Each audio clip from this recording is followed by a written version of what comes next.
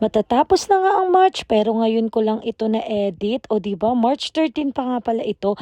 Hello guys, for today's video, samahan nyo akong i-surprise si Jerome. Noong umaga, pagkagising ko, nag-intindi lang ako kasi may pasok pa ako. 2 PM pa ang tapos ng klase ko, kaya naman dali-dali ako pagkalabas pa uwi at nagbihis lang ako. Diretso na agad ako pabayan. Si Papa nga pala yung sinakyan ko kasi nga si Jerome ay nasa bayan na. Akala niya kami lang yung kakain sa labas dahil birthday niya. Hindi niya alam ay iso-surprise ko siya. Ay, dahil na kami ni Papa dyan, papunta pa kasi kami sa Red Ribbon para bumili ng cake ni Jerome.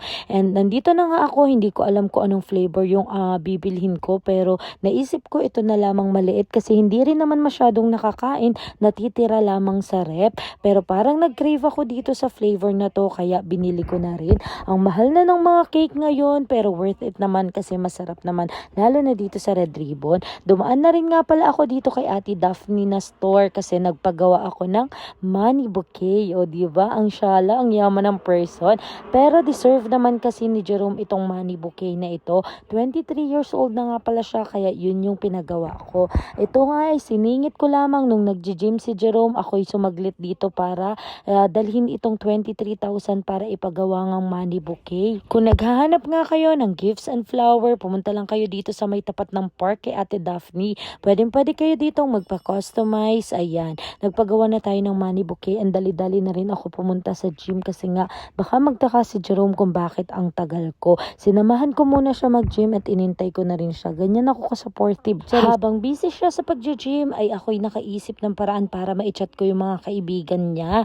Gumawa nga pala ako ng fake account dahil nga yung account ko ay nababasa ni Jerome. Kaya naman chinat ko lang dito yung mga kaibigan niya at saka yung Shooties Grill na pagkakainan namin kasi isasama namin yung mga kaibigan niya. Hindi niya alam na kasama yung mga kaibigan niya. Chinat ko na din yung restaurant na pagkakainan namin para naka-ready na ang lahat. O diba, thank you so much nga pala sa Shooties Grill na talaga namang napaka-accommodating ng mga staff ninyo at talaga namang intinding-intindi. Dinaanan ko na rin nga pala itong money bouquet bago ako pumunta dun sa Shooties Grill, and pagdating ko, nandito na yung mga kaibigan ni Jerome. Shoutout nga pala dito sa mga ito, talaga namang nag-effort sila na pumunta rin dito. Pagdating pa lang si Jerome ay tanaw niya na yung mga kaibigan niya at tingnan nyo naman ay nakangiti na agad. Bago pumasok ay ang dami pang chika. Tingnan nyo naman kung ano-ano pang pinagsasabi doon sa labas. Natuwa nga rin ako dito sa kasabay namin na kumakain, si Lolo at saka si Lola na talaga namang ang sweet nila. Sana pagtanda namin ni Jerome ganito pa rin kami. Grabe yung blessing sa amin ni Lord this year at saka last year. Kaya naman deserve ni Jerome ito. Napakasipag din kasi niyan at saka napakamaalagang asawa. Kaya naman deserve niya talaga to kasi lagi na lang iniisip niyan ay para sa akin. Kaya nga yung birthday niya naman ay dapat maranasan naman niya para sa kanya naman. Kasama din nga pala naming mag-lunch ngayon si Mama, si Papa at saka si Papa din. O diba, dalawang Papa. Si Mama naman ay nasa ibang bansa kaya hindi namin kasama at yung mga kapatid niya naman ay busy kaya sila lang yun na isama namin. Pagpasok pa lang ni Jerome, tingnan nyo naman, grabe na yung ngiti niya talaga. Sobrang sarap sa feeling bilang asawa na nakita mo na napasaya mo kahit papano yung asawa mo sa birthday niya. O diba, sayang-saya siya sa 23,000 kasi hindi daw niya in-expect.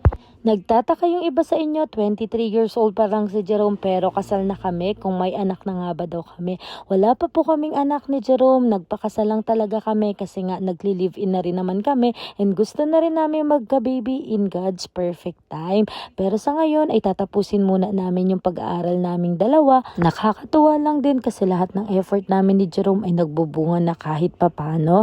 Kasi masasabi ko na super blessed talaga naming mag-asawa. Siguro, hindi ko kakayanin lahat ng to kung hindi rin dahil sa kanya. Iba rin talaga pag may supportive kang asawa. At tingnan nyo naman, binilang pa talaga niya yung kanyang bills. Hindi pa rin maniwala na 23,000 ito.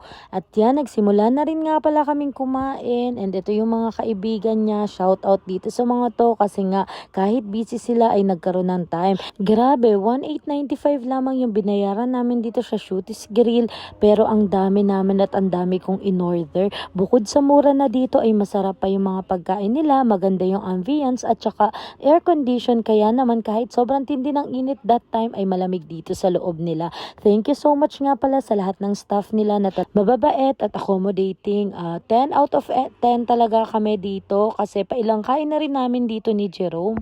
At talagang lagi kaming nasa satisfied. Located lang sila dito sa may Kakawan. After namin kumain ay diretso na kami dito sa may RRJ kasi nga nag-request siya, nabubili siya ng jogging pants kasi nga naka-sale.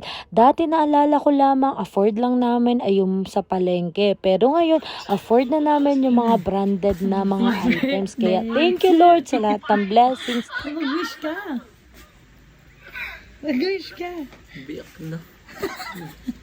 Minsan, hindi rin masamang mag-effort sa mga asawa natin ng katulad nito.